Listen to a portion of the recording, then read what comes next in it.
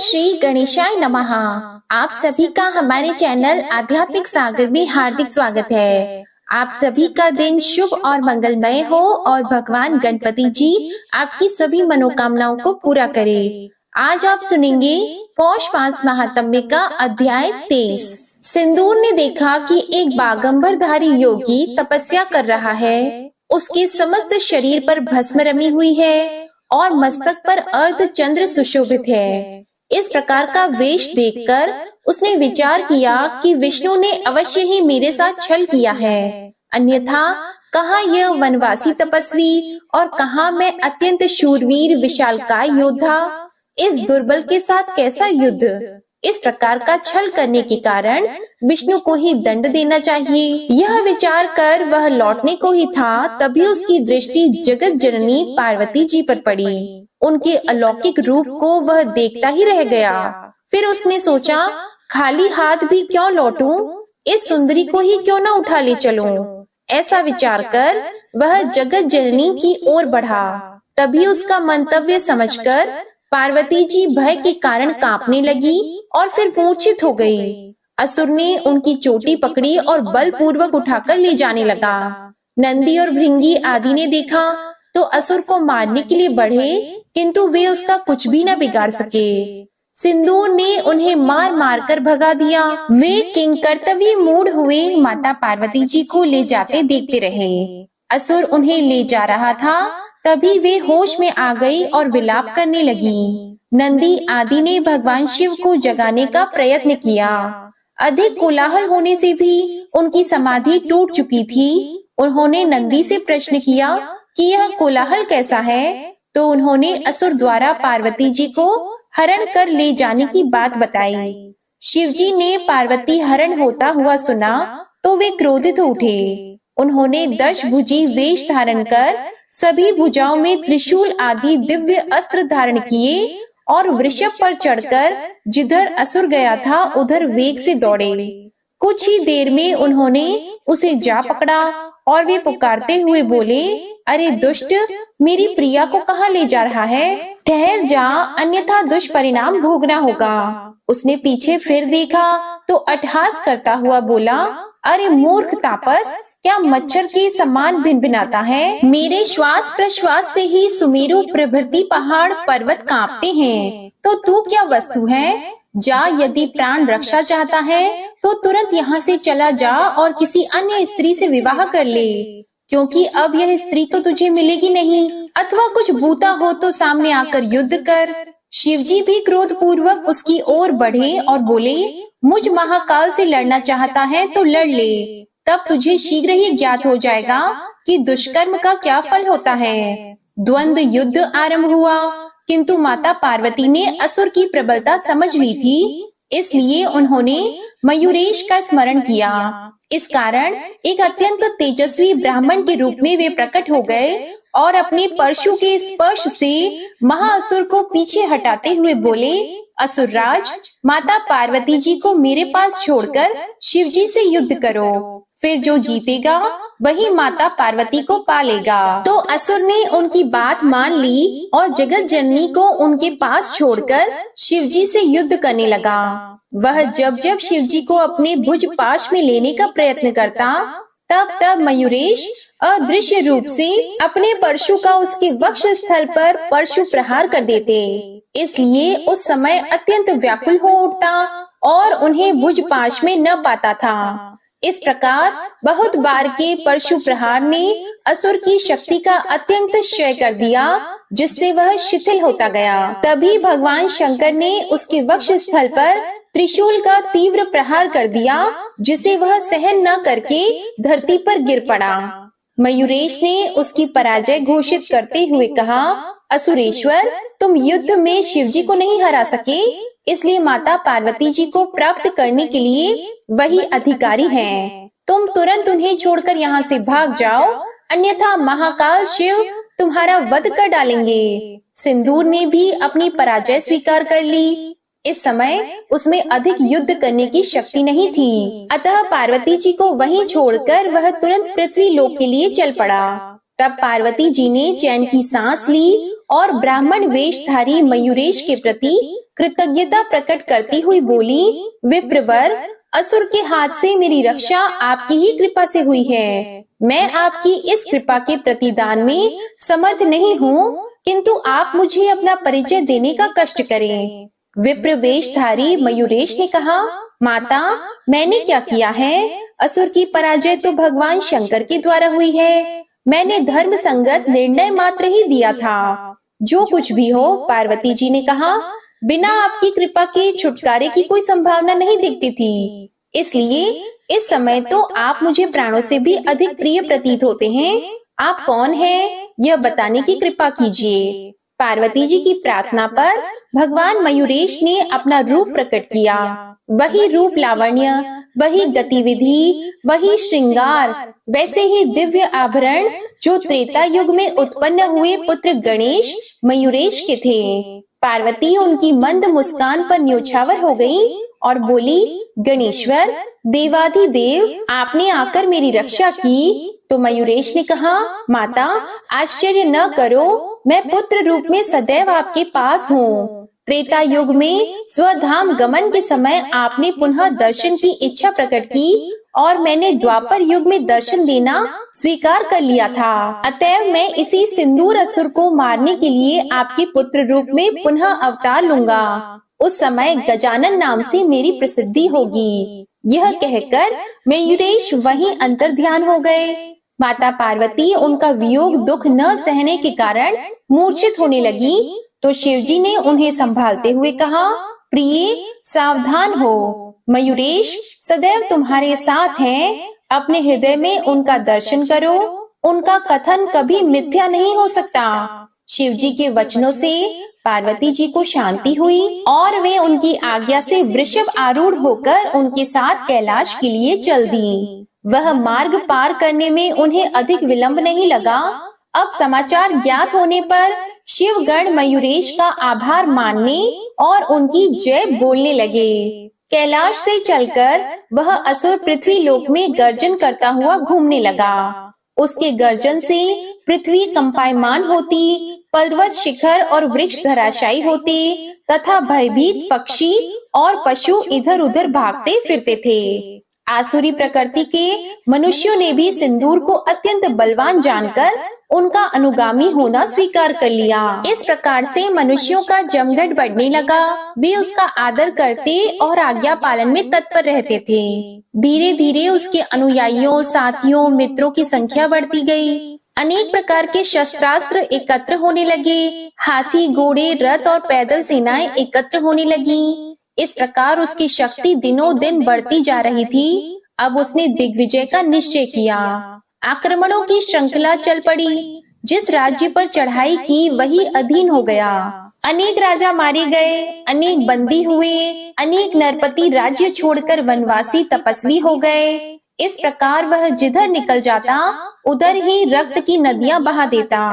भीषण नरसंहार की उसकी प्रवृत्ति बन गई। उसका सामना करने की शक्ति किसी नरेश में नहीं रही। अंत में तो यह स्थिति हुई कि वह जिस राजा से जो कुछ मांगता वही उसे बिना विलंब, बिना विरोध प्राप्त हो जाता। जब कोई राजा विरोधी न रहा तो उसने ऋषि मुनियों की ओर कुदृष्टि की। न जाने कितने तपस्वी मार डाले और कितने कारागारों में डाल दिए। जो चुपचाप गिरी गुफाओं में जा छिपे वे ही अपनी जीवन रक्षा में सफल रहे। अब मठ और मंदिर की बारी थी। सभी को क्षति पहुंचाई गई, सभी नष्ट कर दिए गए, प्रतिमाएं खंडित कर दी गई, वैदिक क्रियाकलाप अपराध घोषित हुई, स्वाहा स्वधा वष्टकार के स्वरों का लोप हो गया, सर्वत्र हाहाकार सुनाई देने लगा। पृथ्वी विजय के बाद स्वर्ग लोक पर चढ़ाई की गई। ब्रह्मा जी प्रदत्त वरदान की बात सभी को विदित हो गई थी, इसलिए देवगण बहुत कुछ सावधान हो चुके थे। बहुत से देवता पहले ही गिरी कंदराओं में जा छिपे थे। असुर ने अमरावती पर आक्रमण किया तो देवराज ने पर्याप्त प्रतिरोध के बाद हथियार डाल दिए और स्वर्ग छोड़कर अन्यत्र चले गए। अब अवसर प्राप्त होने पर देवताओं ने गुप्त गोष्ठी की, जिसमें सिंदूर असुर को परास्त करने संबंधी विचार ही चला। बहुत सोच विचार के बाद ही यह समझ में न आ रहा था कि असुर को किस प्रकार हराया जाए, और अंत में देवगुरु बृहस्पति ने उपाय सुझाया, भगवान मयूरेश का स्मरण करो, वे ही इस संकट को दूर करने में समर्थ हैं। तब देवताओं ने पूछा, वे भगवान कहाँ मिलेंगे, यह हमें ज्ञात नहीं है, बताइए उनसे प्रार्थना करने कहाँ चला जाए। तब देवगुरु बृहस्पति जी बोले, अरे वे प्रभु तो सर्वत्र विद्यमान हैं, यही रहते हुए भक्ति भाव पूर्वक उन्हीं विनायक भगवान की स्तुति करो, वे अवश्य ही प्रसन्न होकर अवतार लेंगे और समस्त संसार को भय मुक्त करने के लिए असुर राज को समाप्त कर डालेंगे, तुमको भी अपने धाम की प्राप्ति हो जाएगी। बृहस्पति से प्रेरणा प्राप्त करके समस्त देवगण एकत्र होकर शांत विकार रहित, भय रहित एवं भक्ति भाव सहित बैठ गए और भगवान विनायक देव की स्तुति करने लगे। जो विनायक देव संसार के कारण सूर्य और नक्षत्रों को भी उत्पन्न करने वाले, सभी सिद्धगण, साध्यगण, समुद्र, गंधर्व, किन्नर, यक्ष, मनुष्य, नाग, राक्षस आदि को प्रकट करने वाले तथा जिनसे इस चराचर रूप संपूर्ण विश्व का प्रादुर्भाव हुआ है, उन्हें हम नमस्कार करते हैं। हे प्रभु, आप जैसे अधीश्वर के सदैव जागृत रहते हुए भी एक तुच्छ असुर ने समस्त विश्व को संकट में डाल रखा है, इस स्थिति से हमें केवल आपका ही भरोसा है, क्योंकि हे नाथ, अब हम किसकी शरण में जाएं? हमारी रक्षा अन्य कौन कर सकता है? प्रभु, अब आप स्वयं ही भगवान शंकर के गृह में अवतरित होकर असुर को समाप्त कीजिए। इस प्रकार स्तुति करने के बाद समस्त देवगण, ऋषि मुनि आदि घोर तपश्चर्या में लगे। कुछ ने पूर्ण निराहार रहते हुए, कुछ ने संयमित भोजन करते हुए तथा कुछ ने निरंतर जल में खड़े रहकर भगवान विनायक का ध्यान और नाम जप किया। देवादि के कठोर तप से संतुष्ट हुए देवादि देव गणेश्वर उनके समक्ष प्रकट हो गए। वे कोटि आदित्यों के समान तेजोमय और दिव्य वस्त्र अलंकार धारण किए हुए थे। देवता आदि ने उनके दर्शन कर हाथ जोड़े और चरणों में साष्टांग दंडवत की तथा खड़े होकर उनकी स्तुति करने लगे। प्रभु, हम आज धन्य हो गए, आपके अलभ्य दर्शन का सौभाग्य हमें प्राप्त हुआ है। नाथ, सिंदूर नामक भयंकर राक्षस बड़े उपद्रव कर रहा है, अतः उसके वध का उपाय कीजिए। भक्त की अभिलाषाओं की पूर्ति में कल्प तरु के समान भगवान गणेश जी ने गंभीर वाणी में कहा, हे देवगण, मैं सिंदूर नामक उस असुर को अवश्य मार दूंगा, तुम चिंता न करो। तुम्हारे द्वारा किया गया यह स्तोत्र दुख प्रशमन के नाम से विख्यात होगा। इस स्तोत्र का महात्म्य सुनो। इसका दिन में 1 बार, 2 बार या 3 बार पाठ करने वाले के तीनों प्रकार के ताप नष्ट होंगे। मैं भगवान शंकर के गृह में गजानन नाम से अवतरित होऊंगा। भगवान गणेश्वर देवताओं को इस प्रकार का वर देकर अंतर ध्यान हो गए। देवता एवं ऋषि मुनि आदि ने अत्यंत प्रसन्नता का अनुभव करते हुए उनका जय घोष किया और फिर सभी अपने अपने स्थानों को प्रस्थान कर गए। वे मार्ग में भगवान के अद्वितीय स्वरूप का चिंतन करते हुए अत्यंत हर्षित हो रहे थे। इसके बाद भगवान गजानन के प्रकट होने का जो भी वर्णन है, उस वृतांत को आप अगले अध्याय में सुनेंगे। अब आपको सुनाते हैं एक बहुत ही सुंदर कहानी। एक दिन एक किसान का बैल कुएं में गिर गया। वह बैल घंटों जोर जोर से रोता रहा और किसान उसकी चीख सुनता रहा। फिर किसान विचार करने लगा कि उसे अब क्या करना चाहिए और क्या नहीं करना चाहिए। फिर उसने निर्णय लिया, क्योंकि बैल काफी बूढ़ा हो चुका था, इसलिए किसान ने सोचा कि इसे बचाने से कोई लाभ होने वाला नहीं था, इसलिए उसे कुएं में ही दफना देना चाहिए। किसान ने अपने सभी पड़ोसियों को मदद के लिए बुलाया, तो सभी ने एक एक फावड़ा पकड़ा और कुएं में मिट्टी डालनी शुरू कर दी। जैसे ही बैल की समझ में आया कि यह क्या हो रहा है, वह और जोर जोर से चीख चीख कर रोने लगा और फिर अचानक वह आश्चर्यजनक रूप से शांत हो गया। सभी लोग चुपचाप कुएं में मिट्टी डालते रहे। तभी किसान ने कुएं में झांका तो वह आश्चर्य से सन्न रह गया। अपनी पीठ पर पड़ने वाले हर फावड़े की मिट्टी के साथ वह बैल एक आश्चर्यजनक हरकत कर रहा था। वह बैल हिल हिल कर उस मिट्टी को नीचे गिरा देता था और फिर एक कदम बढ़ाकर उस पर चढ़ जाता था। जैसे जैसे किसान और उसके पड़ोसी उस पर फावड़े मिट्टी गिराते, वैसे वैसे वह हिल हिल कर उस मिट्टी को गिरा देता और एक सीढ़ी ऊपर चढ़ता और जल्दी ही सबको आश्चर्यचकित करते हुए वह बैल कुएं के किनारे पर पहुंच गया और फिर कूद कर बाहर भाग गया।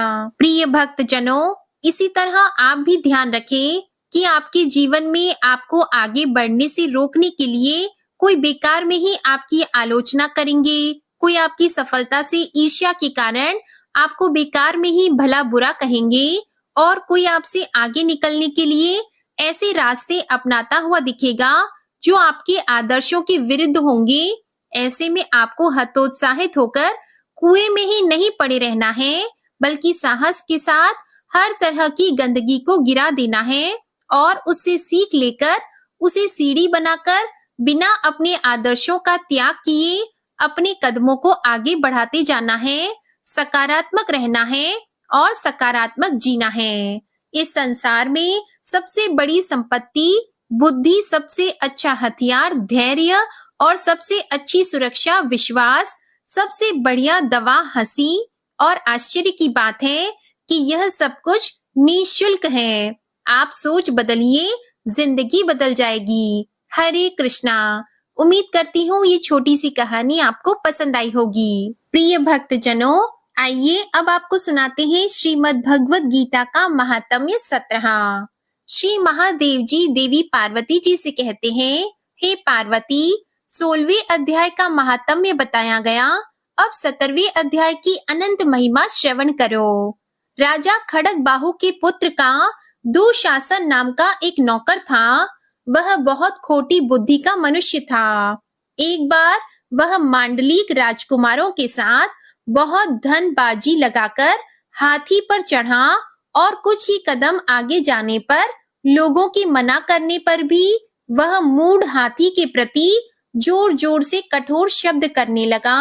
उसकी आवाज को सुनकर हाथी क्रोध से अंधा हो गया और दुशासन पैर फिसल जाने के कारण पृथ्वी पर गिर पड़ा।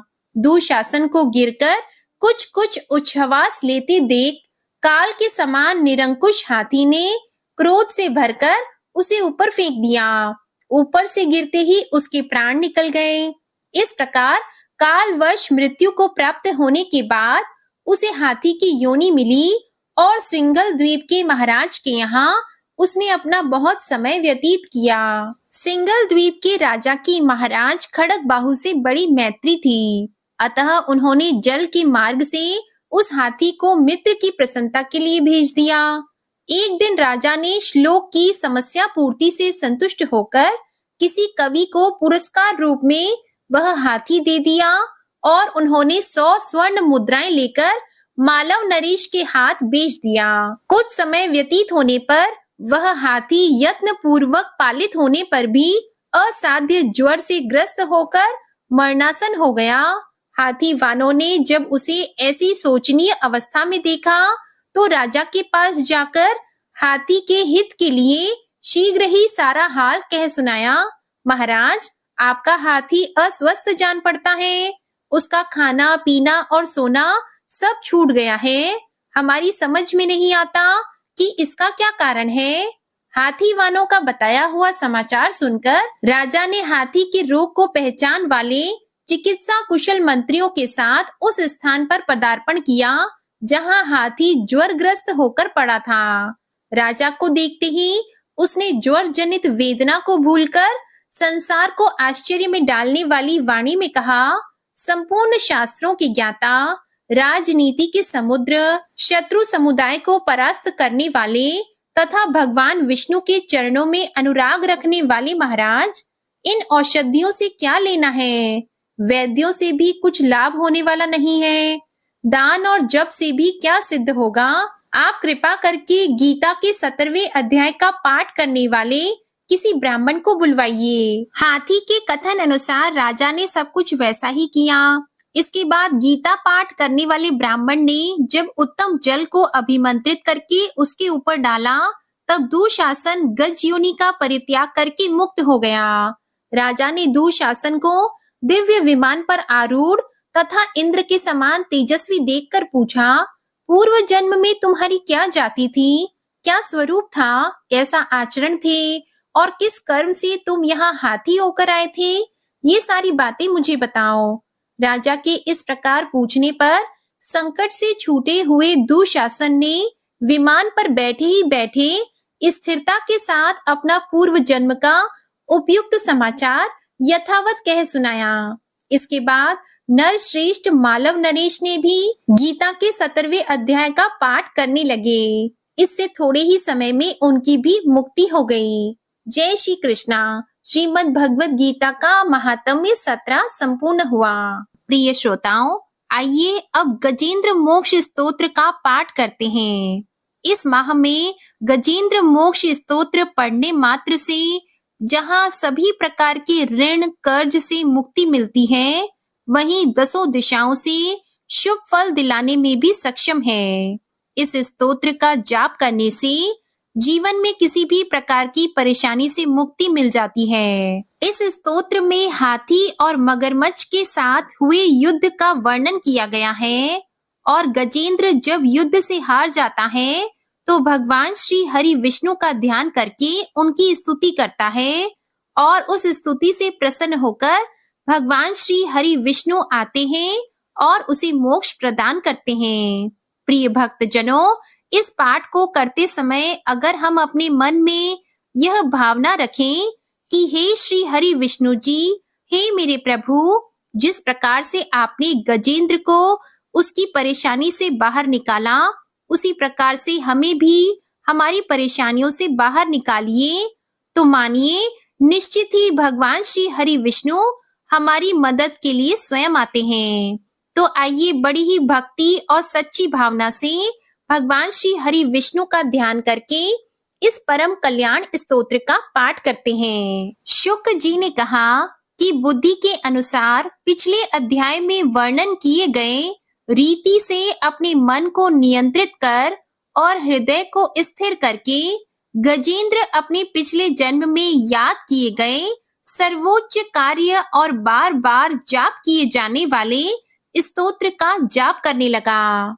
गजेंद्र ने मन ही मन श्री हरि विष्णु को ध्यान करते हुए कहा कि जिनके प्रवेश करने से शरीर और मस्तिष्क चेतन की तरह व्यवहार करने लगते हैं, ओम द्वारा लक्षित और पूरे शरीर में प्रकृति और पुरुष के रूप में प्रवेश करने वाले उस सर्वशक्तिमान देवता का मैं मन ही मन स्मरण करता हूँ, जिनके सहारे ये पूरा संसार टिका हुआ है, जिनसे ये संसार अवतरित हुआ है, जिन्होंने प्रकृति की रचना की है और जो खुद उसके रूप में प्रकट हैं, लेकिन इसके बावजूद भी वो इस दुनिया से सर्वोपरि और श्रेष्ठ हैं। ऐसे अपने आप और बिना किसी कारण के भगवान की मैं शरण में जाता हूँ। अपने संकल्प शक्ति के बल पर अपने ही स्वरूप में रचित और सृष्टि काल में प्रकट एवं प्रलय में अप्रकट रहने वाले इस शास्त्र प्रसिद्धि प्राप्त कार्य कारण रूपी संसार को जो बिना कुंठित दृष्टि के साक्ष्य रूप में देखते रहने पर भी लिप्त नहीं होते, चक्षु आदि प्रकाशकों के परम प्रकाशक प्रभु आप मेरी रक्षा करें। बीतते गए समय के साथ तीनों लोकों और ब्रह्म आदि लोकपालों के पंचभूत में प्रवेश कर जाने पर और पंचभूतों से लेकर महत्वपूर्ण सभी कार्यों के उनकी परम करुणा स्वरूप प्रकृति में मग्न हो जाने पर उस समय दुर्गेय और घोर अंधकार रूपेण प्रकृति से ही बच रही थी। उस अंधकार से परे अपने परम धाम में जो सर्वव्यापी भगवान सभी दिशाओं में प्रकाशित होते रहते हैं, वो भगवान मेरी रक्षा करें। विभिन्न नाट्य रूपों में अभिनय करने वाले और उस अभिनेता के वास्तविक स्वरूप को जिस प्रकार से साधारण लोग भी नहीं पहचान पाते, उसी तरह से सत्व प्रधान देवता और महर्षि भी जिनके स्वरूप को नहीं जान पाते, ऐसे में कोई साधारण प्राणी उनका वर्णन कैसे कर सकता है। ऐसे दुर्गम चरित्र वाले भगवान मेरी रक्षा करें। अनेकों शक्ति से मुक्त, सभी प्राणियों को आत्म बुद्धि प्रदान करने वाले, सबके बिना कारण हेत और अतिशय साधु स्वभाव ऋषि मुनि जन, जिनके परम स्वरूप को देखने की इच्छा के साथ वन में रहकर अखंड ब्रह्मचार्य तमाम अलौकिक व्रतों को नियमों के अनुसार पालन करते हैं, ऐसे प्रभु ही मेरी गति है।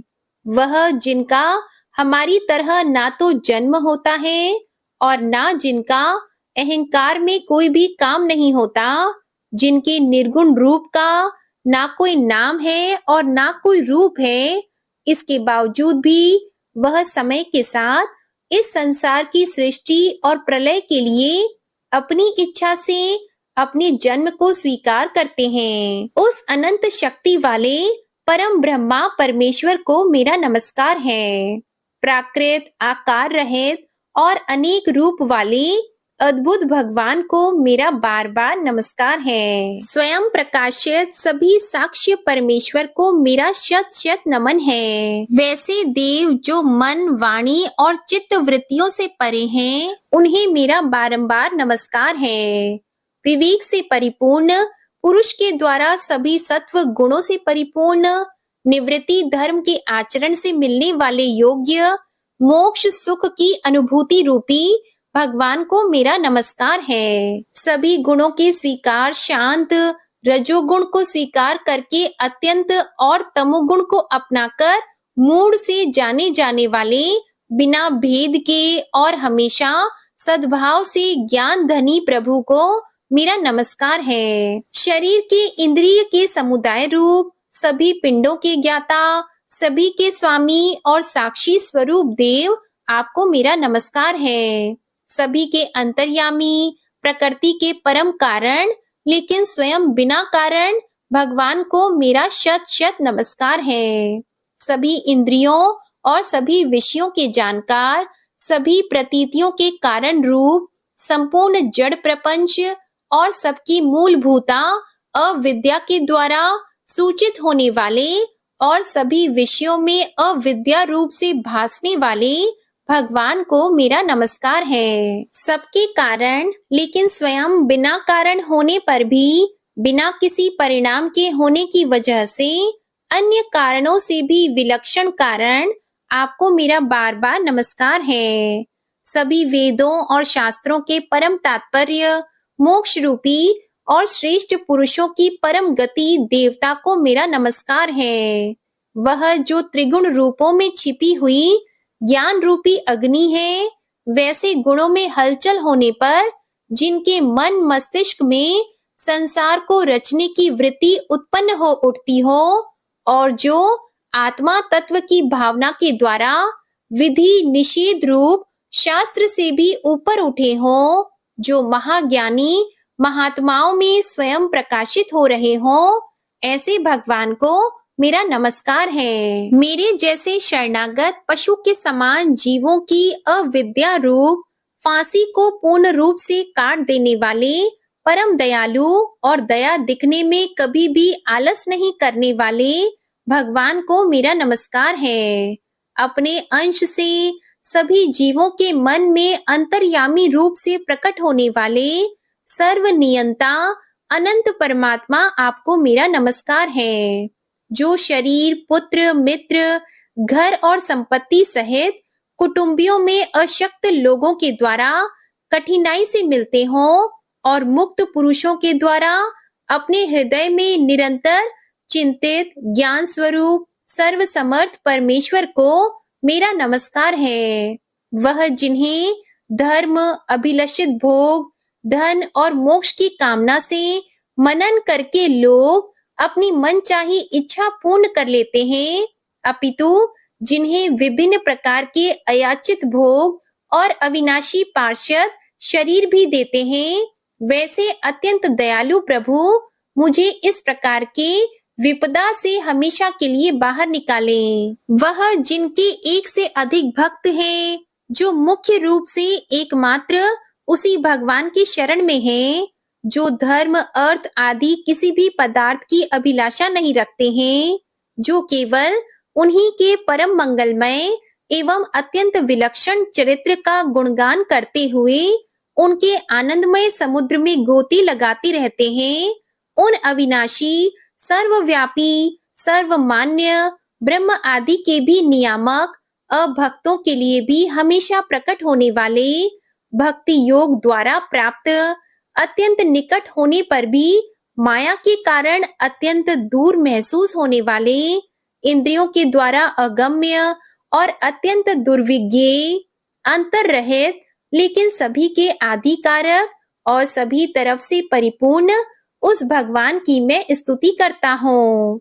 वो जो ब्रह्मा सहित सभी देवता, चारों वेद, समस्त चर और अचर जीव के नाम और आकृति भेद से, जिनके अत्यंत क्षुद्र अंशों से रचित हैं, जिस तरह से जलती हुई अग्नि की लपटें और सूरज की किरणें हर बार निकलती हैं और फिर से अपने कारण में लीन हो जाती है, उसी प्रकार बुद्धि, मस्तिष्क, इंद्रियां और नाना योनियों के शरीर, जिन सभी गुणों से प्राप्त शरीर जो स्वयं प्रकाश परमात्मा से अवतरित होकर फिर से उन्हीं में लीन हो जाता है। वह भगवान जो ना तो देवता है, ना असुर, ना मनुष्य और ना ही मनुष्य से नीचे किसी अन्य योनि के प्राणी, ना ही वो स्त्री है, ना पुरुष और ना ही नपुंसक और ना ही वो कोई ऐसे जीव हैं जिनका इन तीनों ही श्रेणी में समावेश है। वो ना तो गुण है, ना कर्म है, वो ना ही कार्य है और ना ही कारण। इन सभी योनियों का निषेध होने पर जो बचता है वही उनका असली रूप है। ऐसे प्रभु मेरा उत्थान करने के लिए प्रकट हो। अब मैं इस मगरमच्छ के चंगुल से आजाद होने के बाद जीवित नहीं रहना चाहता।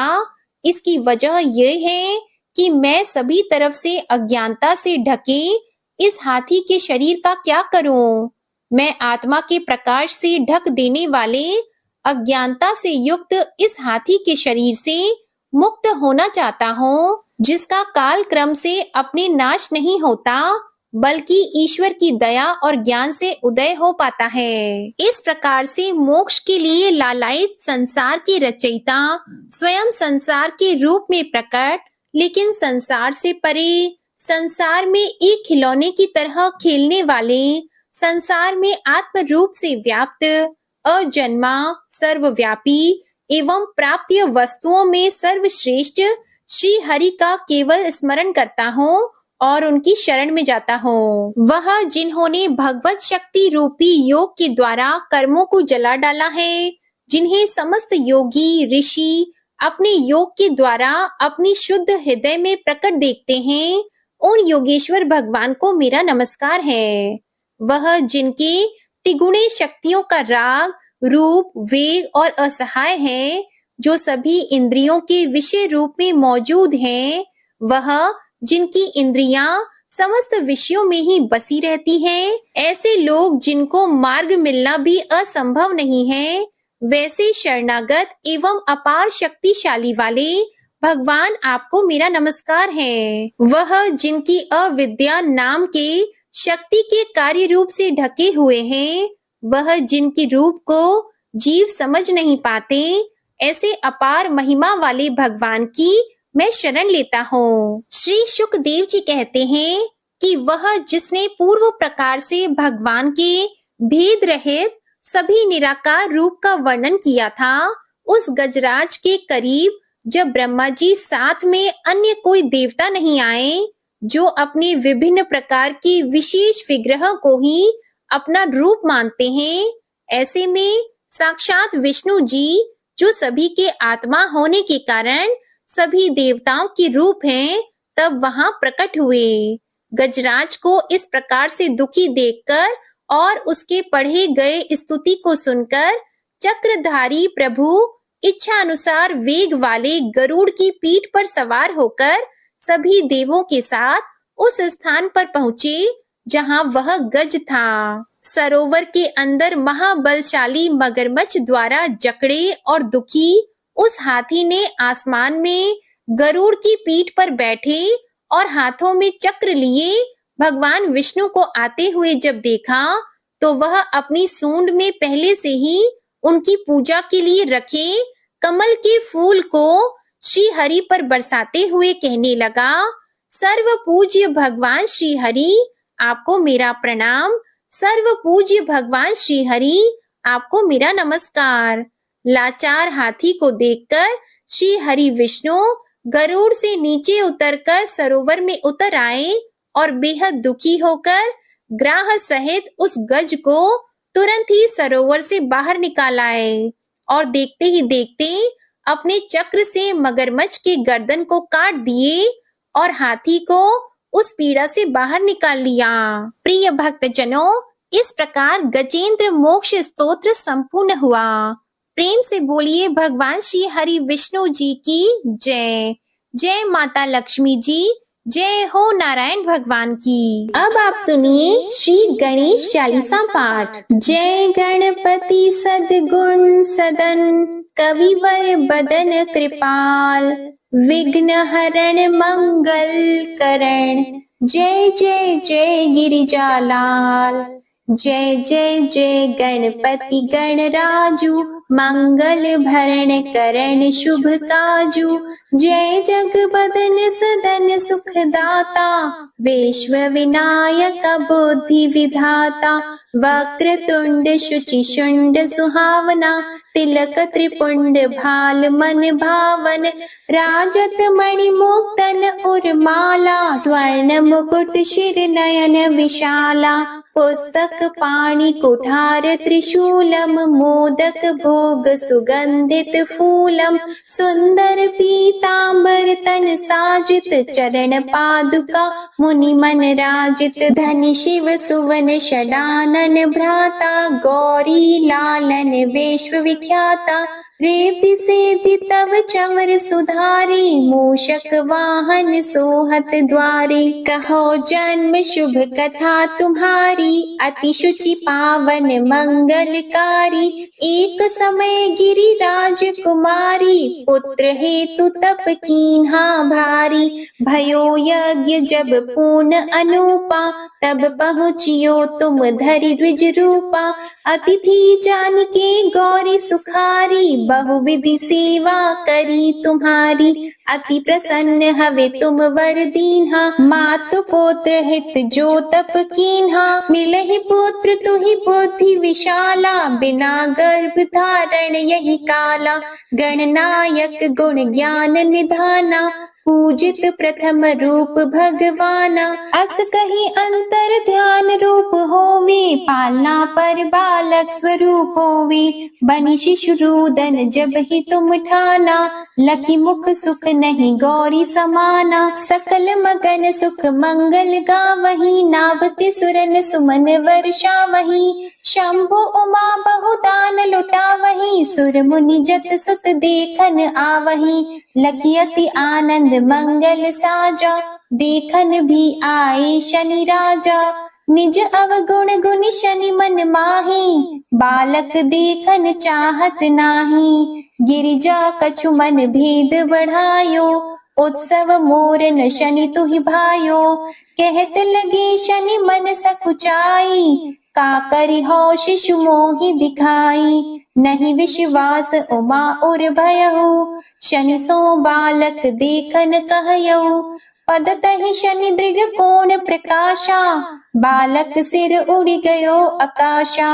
गिरिजा गिरि विकल हवे धरणी, सो दुख दशा गयो नहीं वरणी। हाहाकार मच्यो कैलाशा, शनि कीन्हो लखी सुत को नाशा।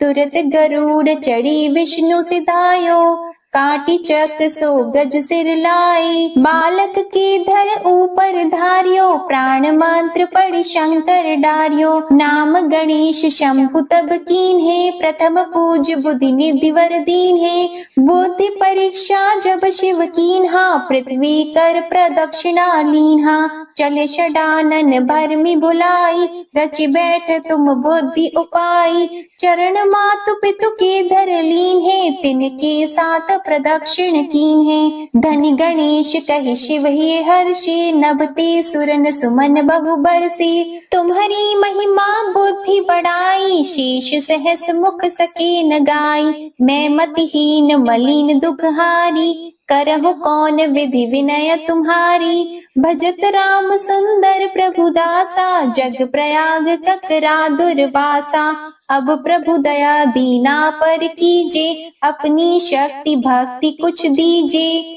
श्री गणेश यह चालीसा, पाठ करे कर ध्यान, नित नव मंगल ग्रह बसी, लहे जगत सम्मान, संबंध अपने सहस्त्र दश, ऋषि पंचमी दिनेश, पूर्ण चालीसा भयो, मंगल मूर्ति गणेश।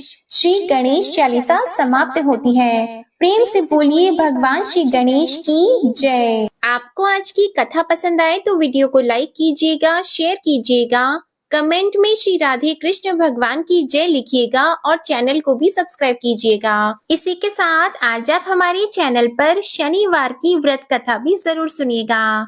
जय श्री राधे कृष्णा।